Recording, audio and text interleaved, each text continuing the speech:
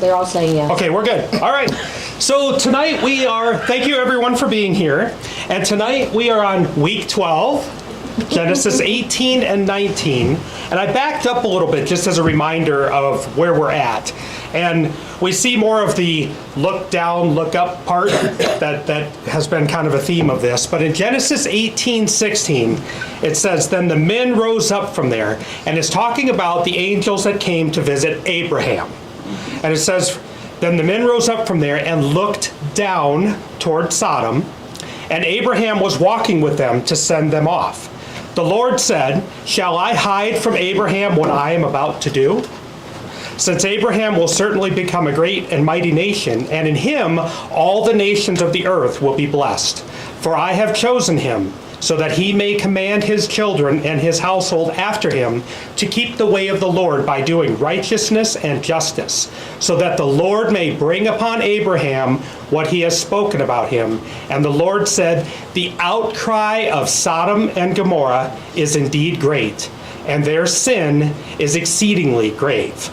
I will go down now and see whether they have done entirely as the outcry, which has come to me indicates, and if not, I will know.'"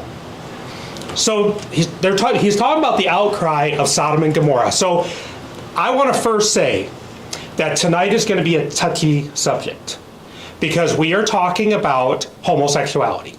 And many of us have friends, family members, extended family that have this in our family. And I am not making a judgment. However, you're going to see what the Lord's word says about it tonight. And I feel that it's my responsibility to bring the truth to you. And that's what I'm going to tell you is the truth about it. Because this is a topic that in our churches today has been totally watered down. We have a politically correct environment that they will not teach the truth about this topic. And usually they'll skip it. You won't even hear this talked about in the churches. But it is in our Genesis, and we are going verse by verse, and we are not going to skip it. But I just wanted to kind of give that disclaimer out there that I realize that this is a touchy subject, but it's important for us to know the truth and what that truth is. So first of all, I wanted to start out by saying, when they're saying they look down, it's important for us to realize one of the things about where they're in Hebron, Israel, which is where Abraham was at the time. And Hebron sits at an elevation of 3,050 feet above sea level. Tel El Hammam, and I'll explain to you in a minute why this is important. Tel El Hammam, Jordan, sits at an elevation of 500 feet below sea level. Now, that is an elevation difference of about 3,500 feet. Tel El Hammam is one of the places where they say Sodom was at the time. Sodom and Gomorrah obviously no longer exist. And I've showed you this map before, and there's not an exact location for Sodom and Gomorrah. There's a lot of them that are saying this is where it was at. Tel El Hammam is actually up here. And if you think of Abraham being here, it says they looked down. And sometimes we think of up and down as north and south. But it also can be elevation. If I'm standing on a mountain, if I'm standing on a high spot at 3,000 foot elevation, and I'm looking at something that's 500 feet below sea level, I'm looking down whether I'm looking north, south, east, or west. I'm looking down. And I believe that this map that we've used, I think Gomorrah is accurate where it is at, but I think Sodom may actually be up there. And I'm going to show you why that is. Here's one map, and here's the Dead Sea. So notice the location of the Dead Sea. This is the Dead Sea here. And this is different maps that you can find online of Sodom and Gomorrah. You can see the Dead Sea here, and you can see where it shows Sodom and Gomorrah actually up here, compared. This map is actually from Answers in Genesis, where they're saying Sodom could have been up there in Tel El Hammam, or Sodom could be down here. But I'm going to show you why I actually think it's up there.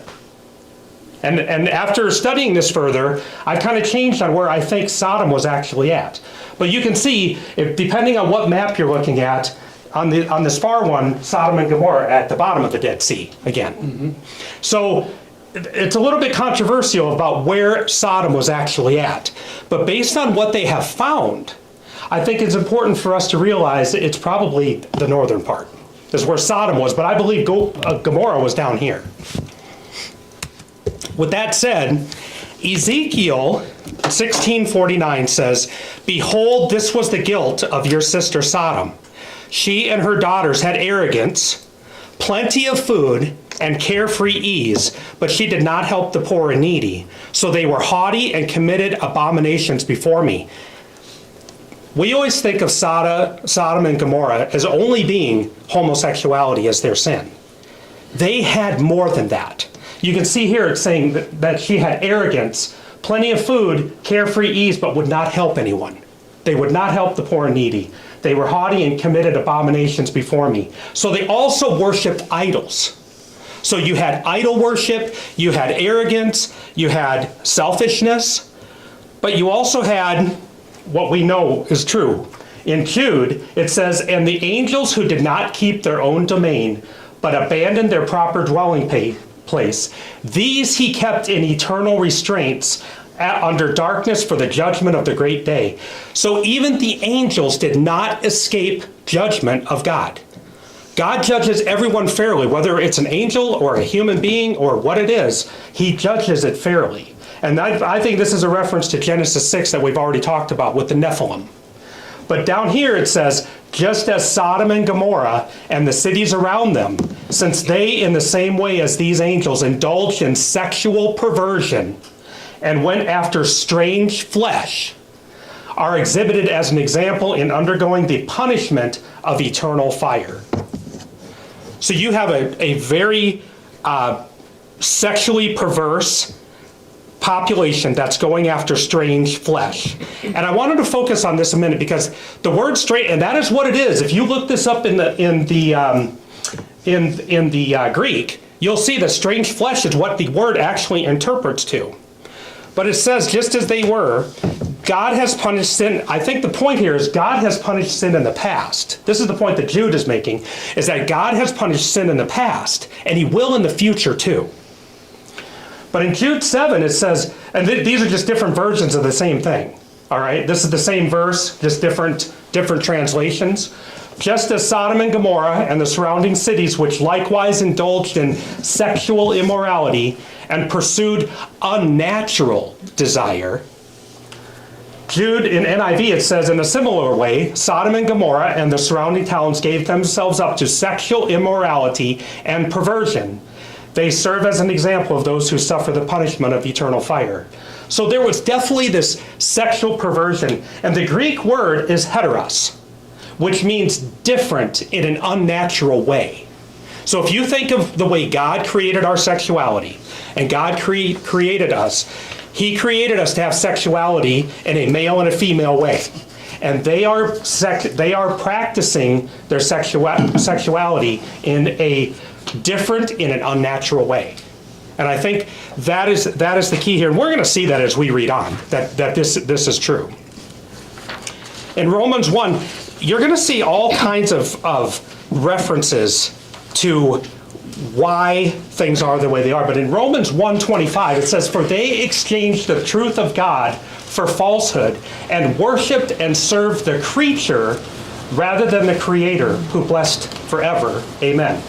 For this reason, God gave them over to degrading passions, for their women exchanged natural relations for that which is contrary to nature. And likewise, the men too abandoned natural relations with women and burned in their desire toward one another, males with males, committing shameful acts and receiving in their own persons the due penalty of their error." The point that I'm trying to make here tonight is this topic for many of us is going to come up with our friends. It's going to come up with our family. It's going to come up with our extended family or other acquaintances. I think it is important for us to be honest when it does. I have had it in my own family where I've been asked, do I think that they are a sinner? And I have told them straight up, yes, I do. And I've provided the verses to them that prove that. Because I'm a sinner too. But for some reason, when you have that sin, it becomes your entire identity. It becomes who you are. And if I reject your sin, I reject you. Now, if you think of your sins, okay, we all have sins. If you think of your sins, if someone rejects your sin, they don't necessarily reject you. We don't identify as our sin. But in that community, many of them identify as that's what they are. And that's all that they are. So if you reject that, you're rejecting them. But the Bible is very clear about this topic. And this actually leads to death for the people of Sodom and Gomorrah. And it's a very serious thing. We're going to move on from here, but I wanted to pause for questions and comments first, if anybody has any at this point. Well, back to what you said about your family member. Yeah. You didn't reject No. sin.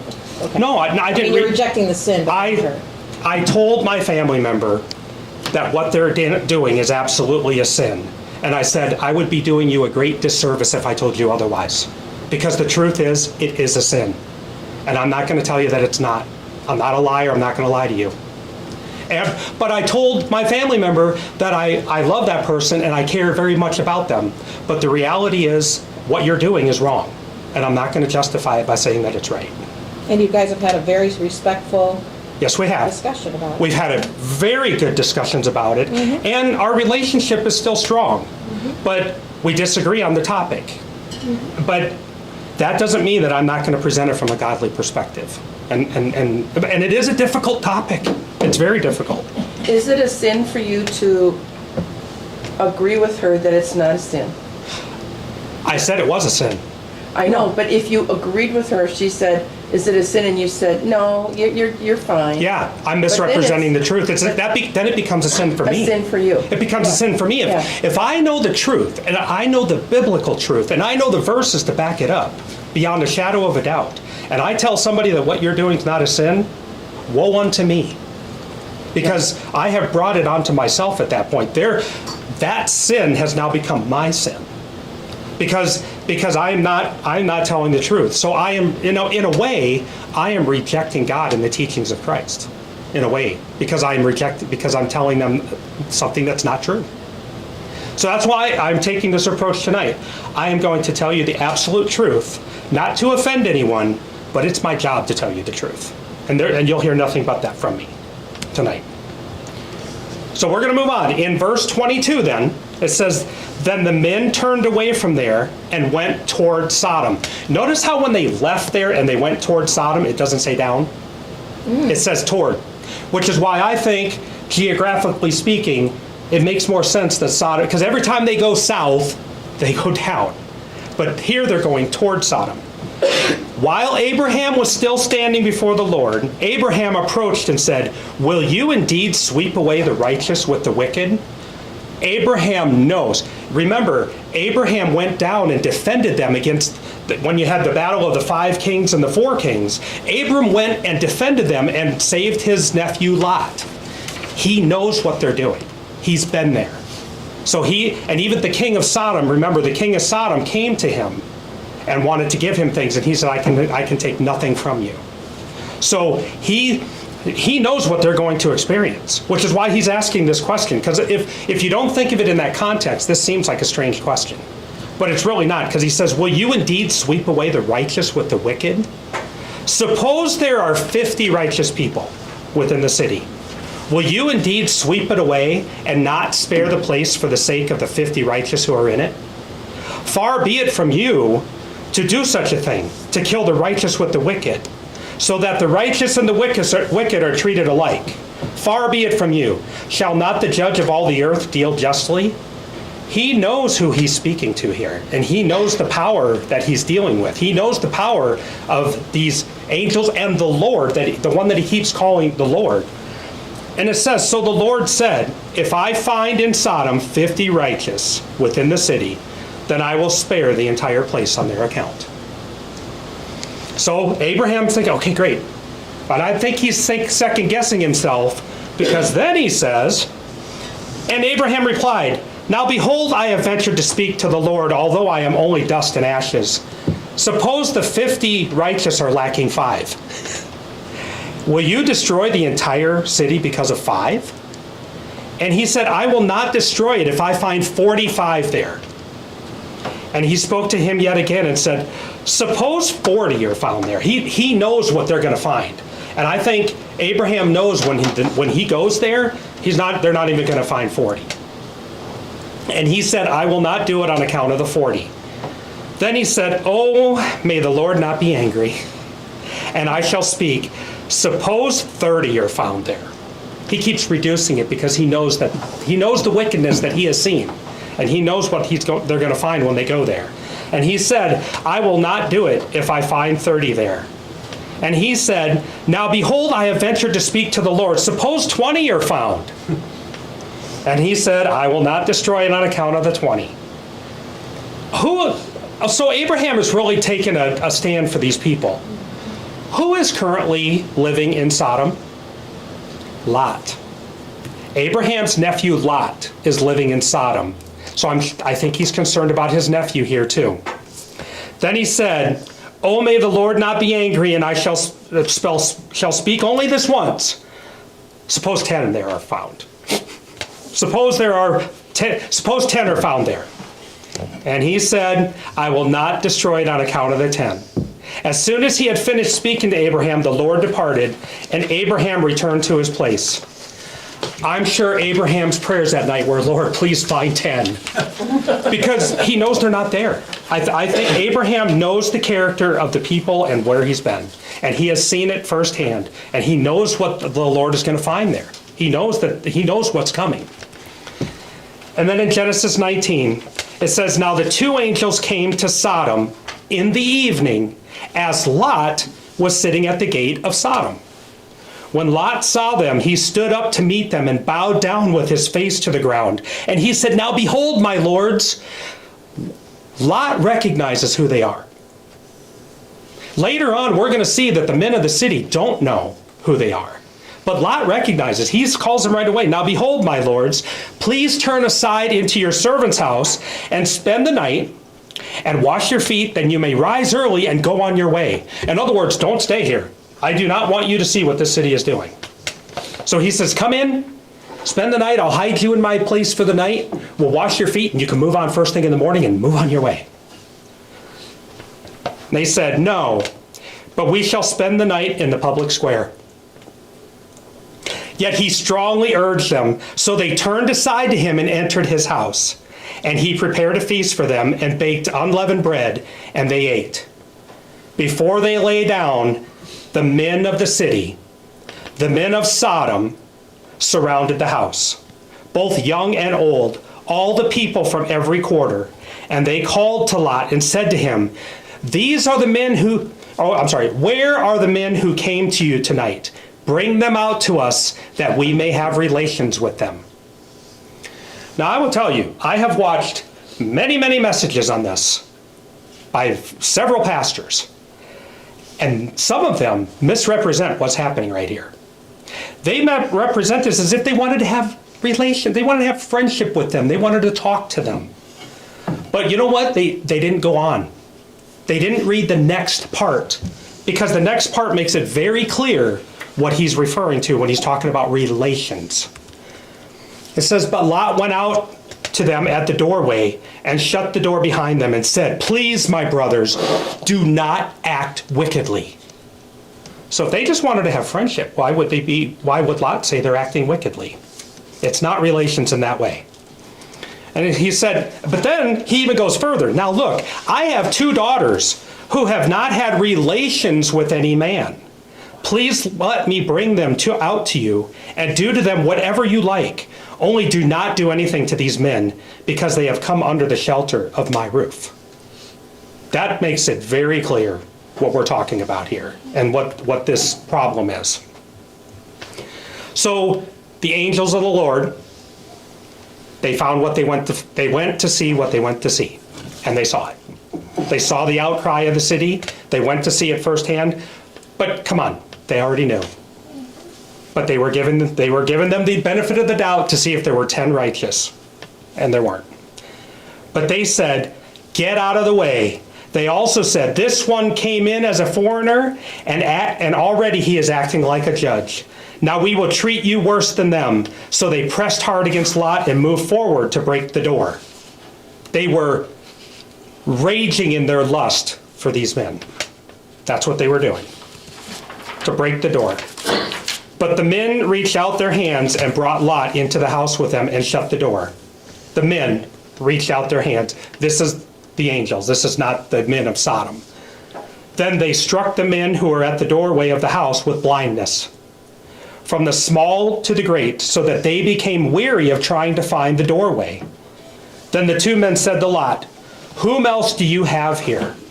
A son-in-law and your sons and daughters, and whomever you have in the city, bring them out of the place, for we are about to destroy this place. Because their outcry has become so great before the Lord, that the Lord has sent us to destroy it. Many times, I always hear when I'm talking to people who have their own idea of who God is and their own idea of who Jesus is. I hear all the time that they can't imagine that a loving God would allow someone to go to hell, or they can't imagine that a loving God would allow this to happen or allow that to happen. This is the judgment side of God that we're seeing here. See, everybody thinks of God as love, and especially people who don't study, and God is love. It tells us in the Bible, in 1 John 4:8, the second part of the verse, it says that God is love. God is love, but he's also just, and he punishes sin. And a lot of times our world out there doesn't want to hear that part of God. They don't want to hear that he's also a just God and he must punish sin. But there is story after story after story about, we've already seen it in Genesis, the flood. We have already seen how the judgment seat of God and the fact that he will only tolerate so much. And it says, so Lot went out and spoke to his sons-in-law who were to marry his daughters and said, up, get out of this place, for the Lord is destroying the city. But he appeared to his sons-in-law to be joking. Then it says, when morning dawned, the angels urged Lot, saying, up, take your wife and your two daughters who are here, or you will be swept away in the punishment of the city. We are passing judgment on this city, and punishment is coming, and they are going to be punished with the city. But he hesitated. So the men grasped his hand and the hand of his wife and the hands of his two daughters, because the compassion of the Lord was upon him. And they brought him out and put him outside the city. When they had brought them outside, one said, escape for your life. Do not look behind you. This is a direct command. Escape for your life and do not look behind you. And do not stay anywhere in the surrounding area. Escape to the mountains, or you will be swept away. But Lot said to them, oh no, my lords. Now behold, your servant has found favor in your sight, and you have magnified your compassion, which you have shown me by saving my life. But I cannot escape to the mountains, for the disaster will overtake me and I will die. Lack of faith. They've told that they took them by the hands and they took them out of the city, and they said, go on your way and escape this. And he said, I can't escape. It'll overtake me. Total lack of faith there in what the angels are saving his life, and he doesn't want to give them credit. There's a lack of faith here. It says, now behold, this town is near enough to flee to, and it is small. Please let me escape there. Is it not small, so that my life may be saved? Remember I showed you on the map. I'm going to go back to the map for just a second. See where Zoar is at down here? That's why it was important for us to know where Zoar is at. That's the city that he's going to escape to. He's going to go to Zoar, which was spared on account of him going there. And he said to him, behold, I grant you this request also, not to overthrow the town of which you have spoken. Hurry, escape there, for I cannot do anything until you arrive there. So the Lord waited to destroy the city until Lot and his family made it to Zoar, which is about 40 miles. If you put Sodom at the top of the Dead Sea, it's about 40 miles down to Zoar. It's going to take a while to get there. But it said, I cannot do anything until you arrive there. Therefore the town was named Zoar. The sun had risen over the earth when Lot came to Zoar. Then the Lord rained brimstone and fire on Sodom and Gomorrah from the Lord out of heaven. And he overthrew those cities and all the surrounding area and all the inhabitants of the cities and what grew on the ground. But Lot's wife from behind him looked back. Remember what they told her? Don't look back. And she became a pillar of salt. Now notice here, we always think of God destroyed Sodom and Gomorrah, two cities that are at two opposite spectrums here. So you think fire and brimstone up here, fire and brimstone down here. But sometimes we miss the middle part where it says, and he overthrew those cities and all the surrounding area. So all of the surrounding area. So the word that is used here in the Hebrew is hakikher. Hakikher. All right? What that means is the valley or the plain. So instead of all the surrounding area, it was Sodom and Gomorrah and all of the valley and the plain area that's down by the Dead Sea. So if you look at our map again, you have all of this valley and all this area between here and down here. That's just all destroyed. That entire area is destroyed. And I'm going to show you some really interesting things about this in just a minute. Now Abraham got up early in the morning. Abraham knew what was going to happen, and I'm sure he was very concerned about his nephew and what was going to happen to Sodom and Gomorrah, because he knew that they weren't going to find 10. He knew that they were not going to find 10 righteous people. And it says, now Abraham got up early in the morning and went to the place where he had stood before the Lord, and he looked down toward Sodom and Gomorrah and toward all the land of the surrounding area, and behold, he saw the smoke of the land ascending like the smoke of a furnace. So it came about when God destroyed the cities of the surrounding area that God remembered Abraham and sent Lot out of the midst of the destruction when he overthrew the cities in which Lot had lived. So there's this, how did God do this? You know, a lot of times we think that it just appeared out of nowhere. But we don't understand that God has full control over all of nature, all of the universe, and everything that's happening. Just like with the flood. He made the waters come from heaven, from up above, and he made the waters, the earth released its waters to create the flood. So you have water from above and water from below. God has control of all of the universe and the entire planet and everything in it. So there was an event that happened in Siberia. And I'm going to show you in a minute how this sort of relates. It's called the Tunguska event, which was in Siberia. That happened in the early 1900s, where this meteor came out of the sky and blew up about 6 miles above the Earth's surface and wiped out 800 cubic miles of forest. Left it wide open. And to this day, trees still don't grow there. It's just a wide open, because I don't know what came out of this meteor, but it made it so things could not grow there. So there's still a huge area in Siberia that will not grow trees, and you can see the impact of when this happened. And the reason this is important is because the scientists have now looked at the Sodom and Gomorrah area and done their research that they do.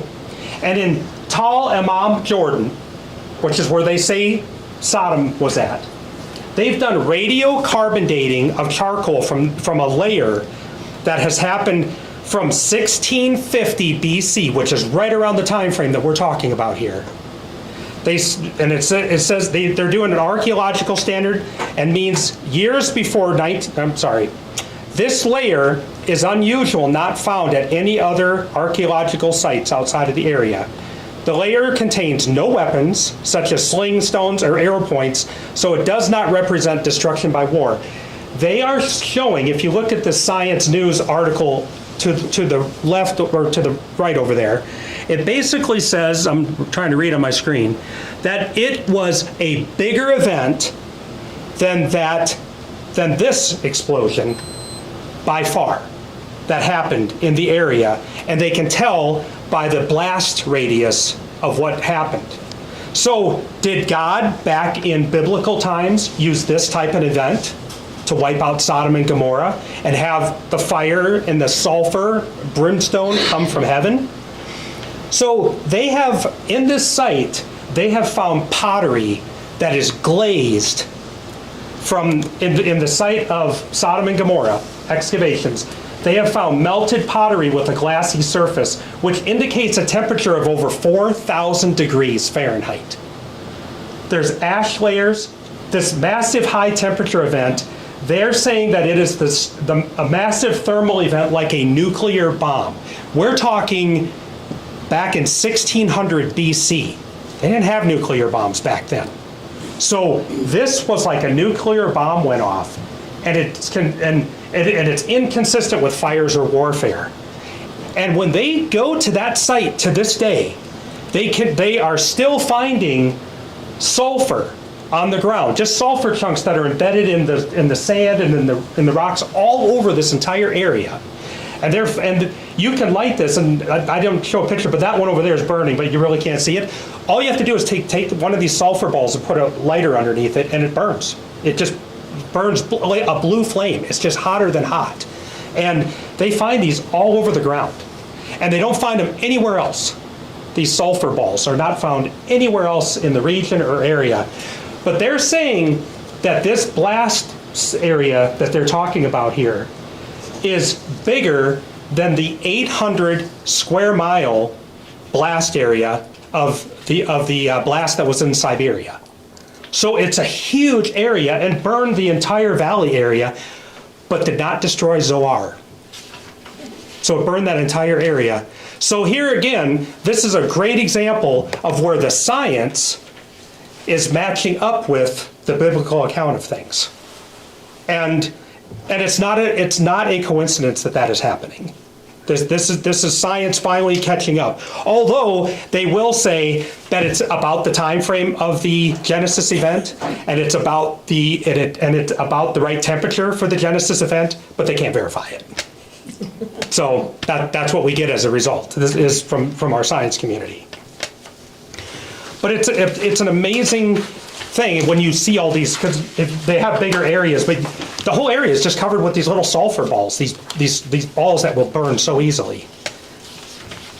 So again, I believe that God probably used an event similar to this to create this destruction of Sodom and Gomorrah as a result of him passing his judgment on them.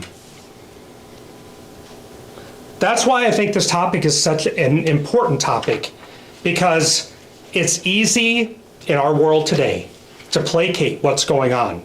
And what we're talking about here is a particular sexual perversion, but there's all kinds of other sexual perversions that we justify or don't want to talk about that, don't want to go there. But God takes this very seriously. There's account after account after account in Genesis alone where there's sexual immorality all the way from the beginning. That's just happening over and over and over again. It's like we're in a never-ending cycle of that. Okay, questions or comments at this point? None? Okay. So it says in 30, now Lot went up.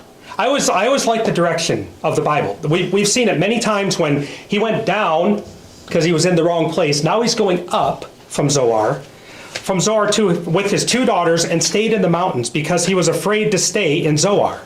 And he stayed in a cave, he and his two daughters.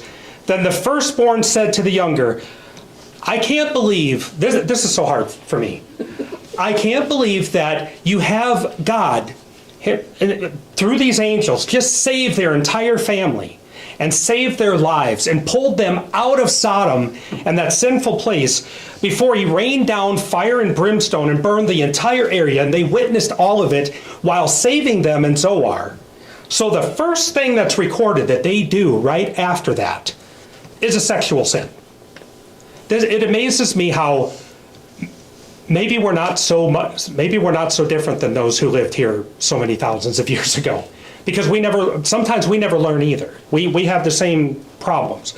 It says, then the firstborn said to the younger, our father is old, and there is not a man on earth to have relations with us according to the custom of all the earth. Come, let's make our father drink wine, and let's sleep with him so that we may keep our family alive through our father. So they made their father drink wine that night, and the firstborn went in and slept with her father, and he did not know when she lay down or got up. This is just, it's more, if you want to really impact your own life, we need to fix this sexual sin that seems to just pervert our entire society time and time and time again. It's over and over and over again. And it's not old, it's not new, it's all time. This has been going on forever. And that's the hard thing about this, because not only do we do the same sexual perversions that they did back then, we're creating our own new ones. We're creating new ones. We're creating more of it. And then we try to justify it and normalize it. And then from our pulpits and from many of our churches, we avoid the topic because it's uncomfortable and somebody may take it the wrong way. But the reality is, maybe we're telling somebody that they're sinning, and maybe they finally get right with God as a result of it. But I'll tell you what, talk about being a pioneer and taking arrows in the back. This is one of those topics that will be like that. But I think it's important for us to know the truth and the results of it. The results of this is so, and you're going to see the results of this sin shortly here. On the following day, the firstborn said to the younger, look, I slept last night with my father. Let's make him drink wine tonight too. Then you go in and sleep with him so that we may keep our family alive through our father. They're using a admirable desire to keep the family going to create a whole lot of sin. They're justifying a good purpose to do a terrible thing. And that's what they're doing once again. And you know what? The father's not innocent, because what's he doing drinking so much wine and getting so drunk that he doesn't know what his daughters are doing? I'm not saying he's innocent in any way. But it says, so they had their father drink wine that night too. And the younger got up and slept with him, and he did not know when she lay down or got up. And so both of the daughters of Lot conceived by their father. The firstborn gave birth to a son, and named him Moab. He is the father of the Moabites to this day. The Moabites, I'll get into this, I've got a slide on this. As for the younger, she also gave birth to a son and named him Ben-Ammi.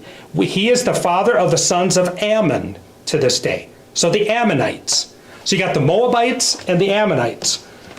So what's important about the Moabites and the Ammonites? Okay? They were polytheistic, so they believed in multiple gods. So you have that sin that's out there. The Moabites had Shemush, and the Ammonites had Moloch. Moloch, and I think we did it in this Bible study, but I'm a little confused about whether we did it here or I did it as part of our Daniel study in church. But we talked about Moloch. And Moloch was the one that they sacrificed children to. He's the one that they killed children and sacrificed them. And they have found the remains of children in these furnaces. So a terrible group of people that are coming out of a sinful conception, if you will. So you have this entire generation now of the Moabites and the Ammonites who were hostile towards Israel. They did not provide hospitality during the Israel Exodus. They hired Balaam to curse Israel.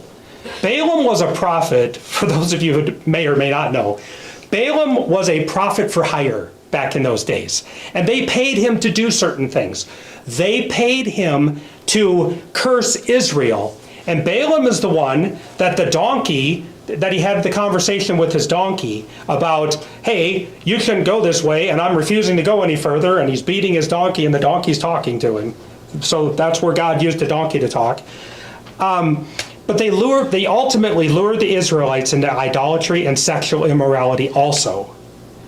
And And ultimately, the Ammonites joined forces with the Amalekites, which were a terrible race of people also.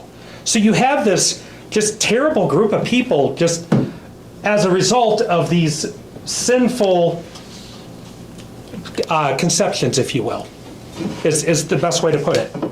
So where are they today? So you have Ammon, Jordan.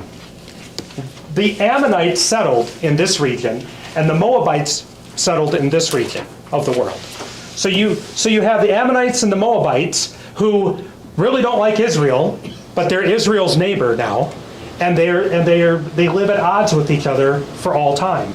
So we have talked so much about Iran and this area, and I still say what I told, don't forget when you're watching what's going on in the news right now. Do you remember we talked about they're all Islamic, but you have the Sunni Muslims and you have the Shia. The Shia Muslims are Iran only for the most part. Iran and a large part of Iraq, but primarily Iran, where their leadership follows in the line of Muhammad. Their leadership has to be in the generation of Muhammad. So when we're talking peace and they're coming to the table, and especially with what's probably happening soon, no, it's over now, or well, not over, but A treaty.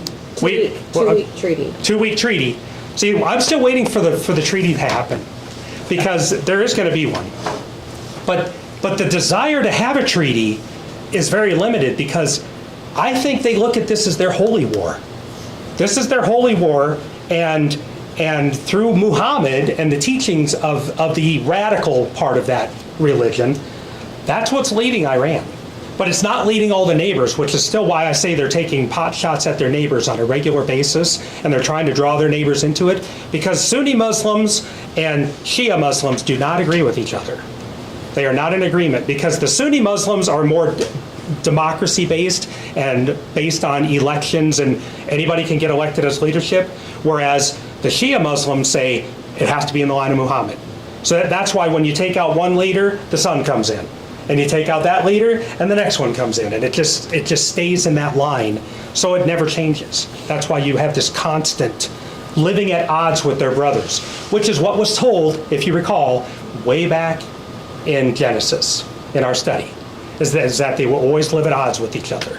Ishmael and Isaac will always live at odds with each other, and that's what we're experiencing today in our world.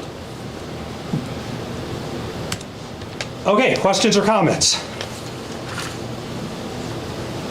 Quiet group tonight. All right, I think we're ready for prayer requests.